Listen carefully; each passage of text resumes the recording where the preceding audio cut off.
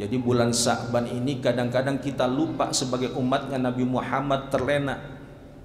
Kita asik-asikan dengan kegiatan kita di dalam kehidupan dunia ini, padahal bulan ini adalah bulannya Rasulullah Sallallahu Alaihi Wasallam. Maka banyak amal ibadah yang dilakukan oleh Rasulullah Sallallahu Alaihi Wasallam. Salah satunya adalah ibadah puasa.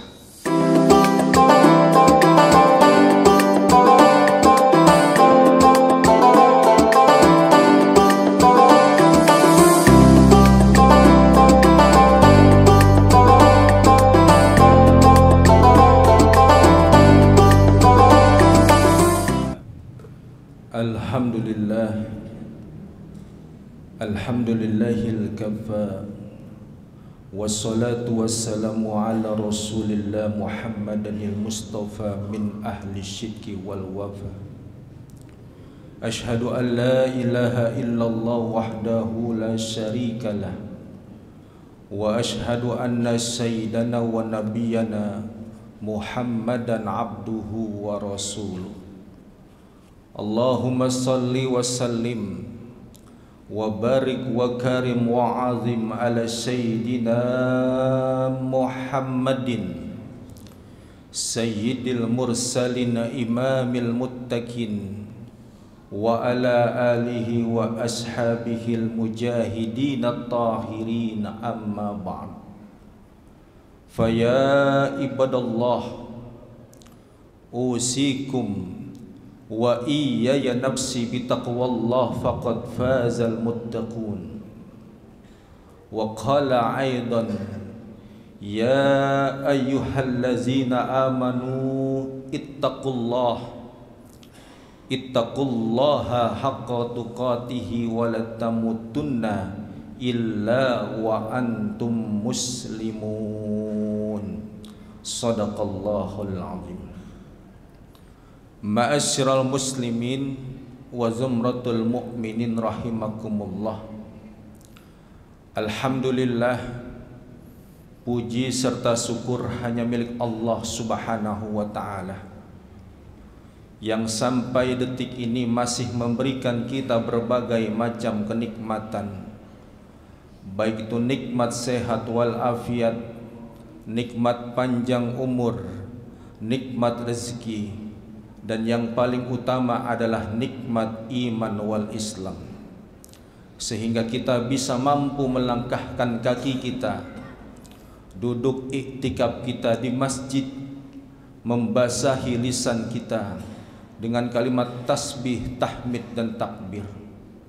Mudah-mudahan kita berharap segala amal ibadah yang kita kerjakan pada hari ini akan mendapatkan ridha dan ganjaran pahala di sisi Allah Subhanahu wa ta'ala.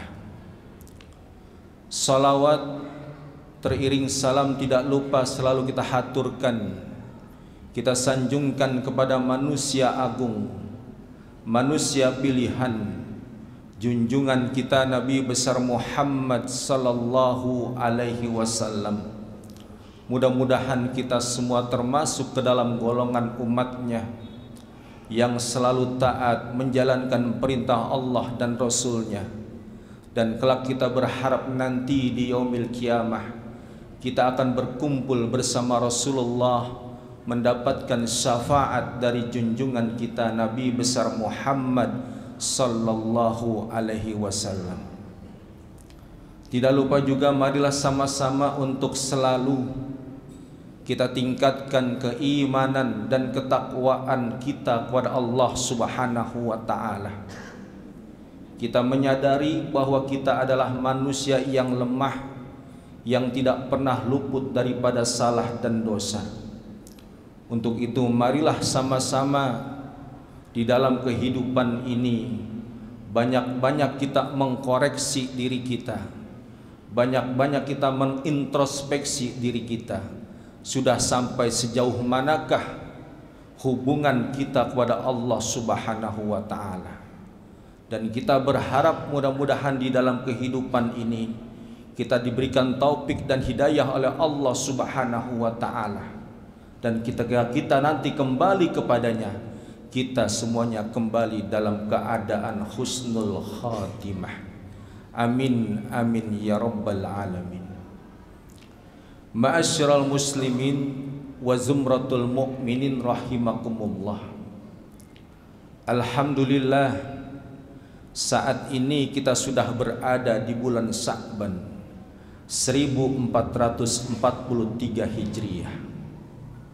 Tentunya sebagai hamba yang beriman kepada Allah Subhanahu wa taala, kita harus selalu bersyukur atas segala nikmat yang diberikan kepada kita. Dan tidak terasa sebentar lagi pun kita akan memasuki bulan suci Ramadan, yaitu bulan yang penuh dengan keberkahan, bulan yang penuh dengan kasih sayangnya Allah Subhanahu wa ta'ala, bulan yang dimana ketika amal ibadah yang kita kerjakan akan dilipat gandakan oleh Allah Subhanahu wa ta'ala. Maka marilah kesempatan ini jangan kita sia-siakan, mumpung Allah masih memberikan waktu di dalam kehidupan ini.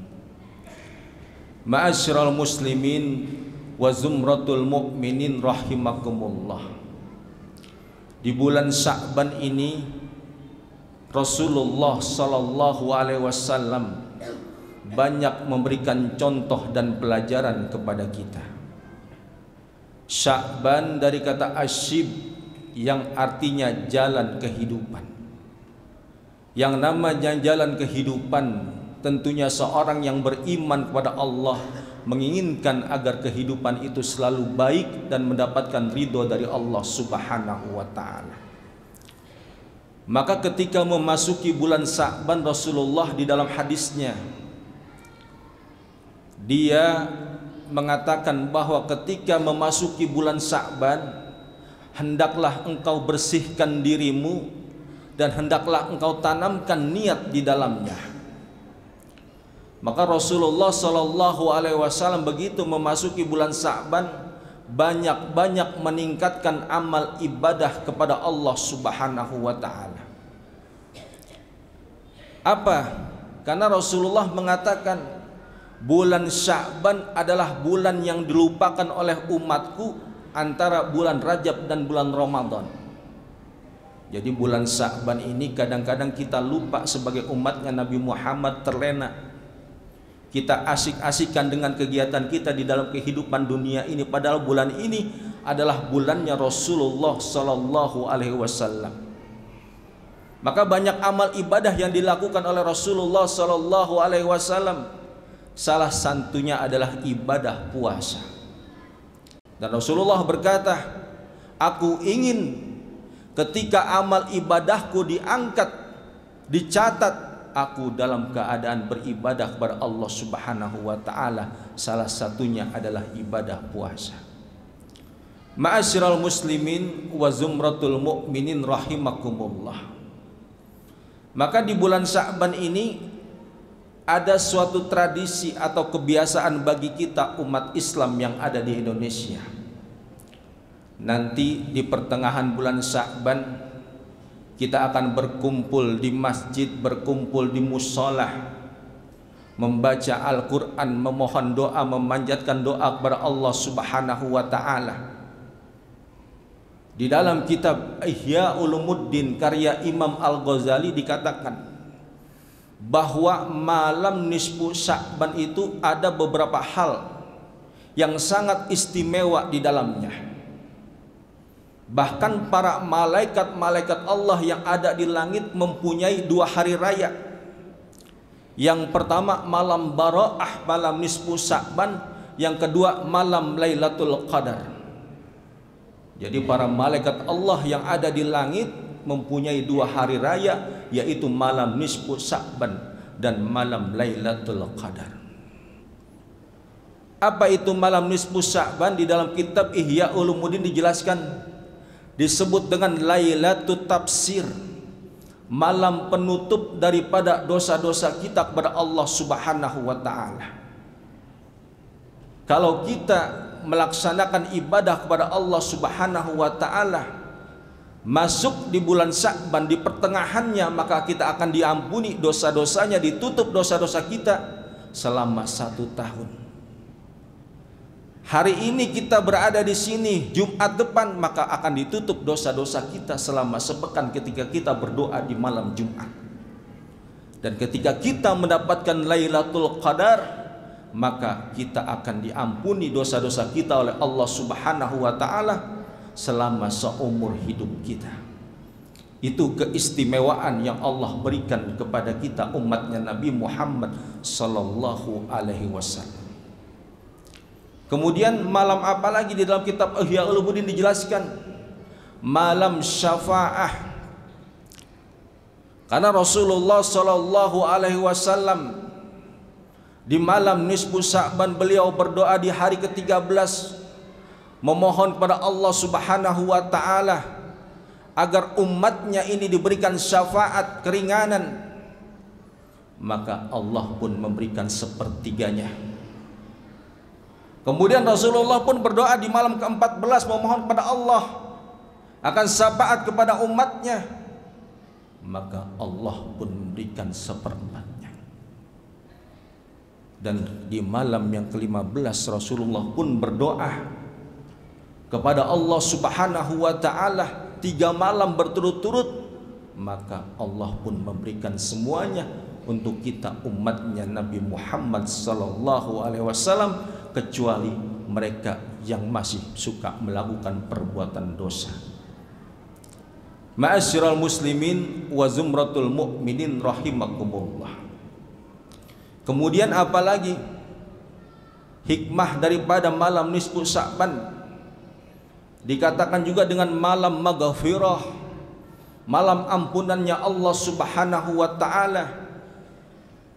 Akan ampuni dosa-dosa kita oleh Allah Subhanahu wa taala, tetapi ada 2 golongan manusia yang tidak mendapatkan ampunan dari Allah Subhanahu wa taala pada malam itu, yaitu orang yang musyrik kepada Allah, orang yang menyekutukan Allah, orang yang menduakan Allah, yang menyamakan Allah dengan yang lainnya. Dan yang kedua adalah orang yang pendendam kepada sesama saudara muslim.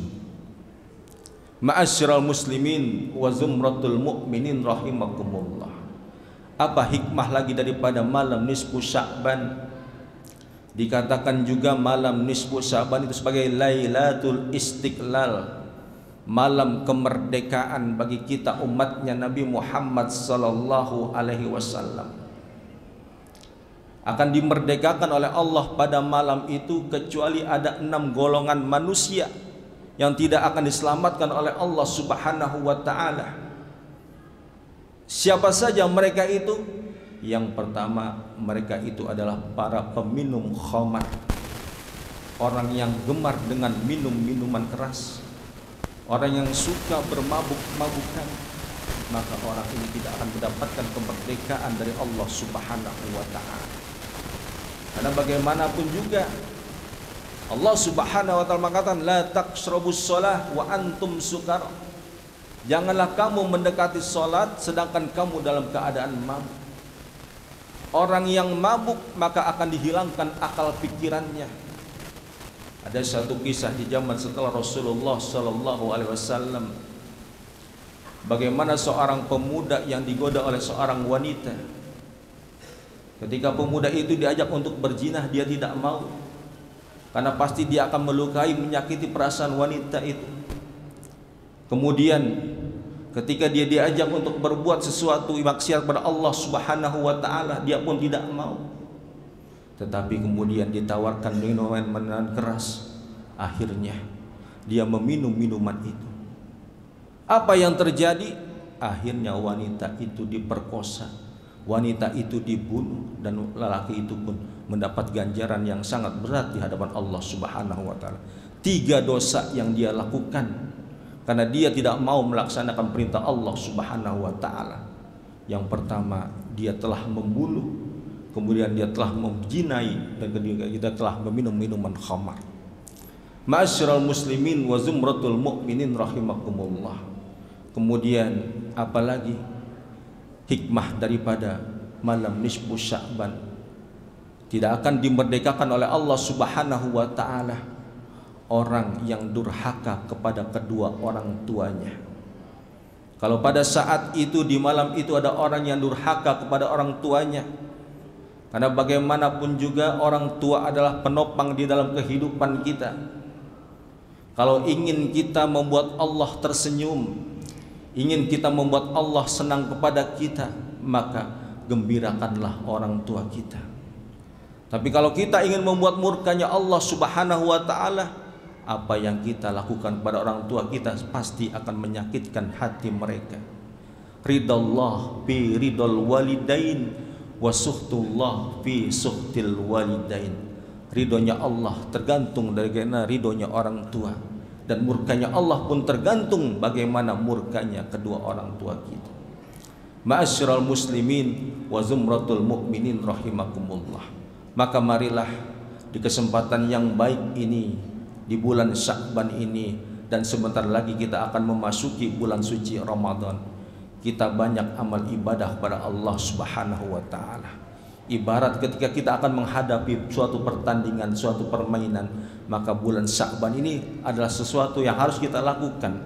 Kita semangat beribadah, nanti ketika kita memasuki bulan suci Ramadan, kita sudah tidak kaget lagi atau heran lagi. Dan marilah bersama-sama kita mohon pada Allah Subhanahu wa ta'ala, kita jaga kerukunan kita jaga ukhuwah Islamiyah kita, agar hidup kita ini menjadi tenang dan bahagia. Kalau sekiranya di zaman sekarang ini banyak berita-berita yang menghasutkan diri kita, maka hendaklah kita tabayun, kita memeriksa, kita mengkoreksi benar atau tidak. Karena bagaimanapun juga orang-orang yang benci Islam, tentunya mereka tidak ingin umat Islam ini bersatu. Mereka tidak ingin umat Islam ini berpecah belah. Mereka ingin agar umat Islam ini menjadi umat yang tidak bisa lagi diatur di dalam kehidupan dunia ini. Untuk itu marilah sama-sama kita memohon pada Allah Subhanahu wa ta'ala, agar hidup kita diberikan keberkahan oleh Allah Subhanahu wa ta'ala, dijadikan keluarga kita yang sakinah mawaddah warahmah, diberikan kita keturunan yang soleh dan solehah, dan dikembalikan kita kepada Allah semuanya dalam keadaan husnul khatimah. Kembali kita kepada Allah dalam keadaan yang beriman dan bertakwa kepada Allah Subhanahu wa ta'ala. Barakallahu li wa lakum fil Qur'anil azim, wa nafa'ni wa iyyakum bima bihi minal ayati wa zikril hakim. Aqulu qawli hadza fastaghfiruh, innahu huwal ghafurur rahim.